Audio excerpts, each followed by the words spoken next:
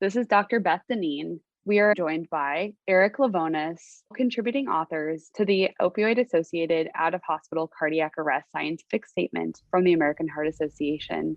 Dr. Lavonas, what do you think is key for our listeners to know about the distinct pathophysiology of opioid poisonings, which relate to these out-of-hospital cardiac arrests? So when we think of resuscitation from cardiac arrest, we are thinking mostly about the heart and the brain.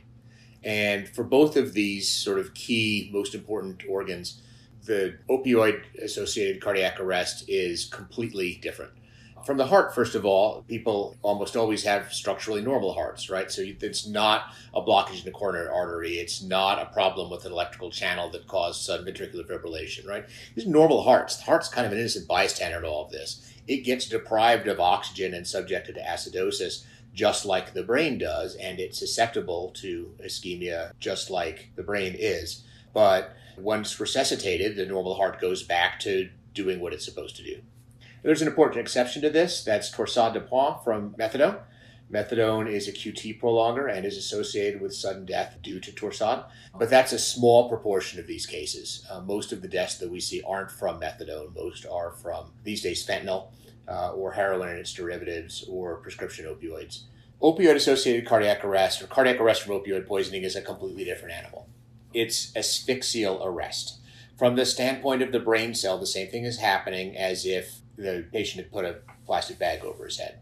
Oxygen levels fall, but cerebral blood flow is continuing, which means that glucose delivery is continuing. And that combination of severe lack of oxygen, severe metabolic acidosis or respiratory acidosis, and ongoing delivery of glucose means that brain lactate levels shoot up, brain pH drops more, brain cells suffer a prolonged injury rather than a sudden one.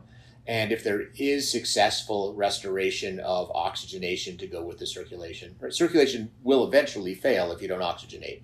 Some of these people are rescued before their heart stop and some only after their heart stop.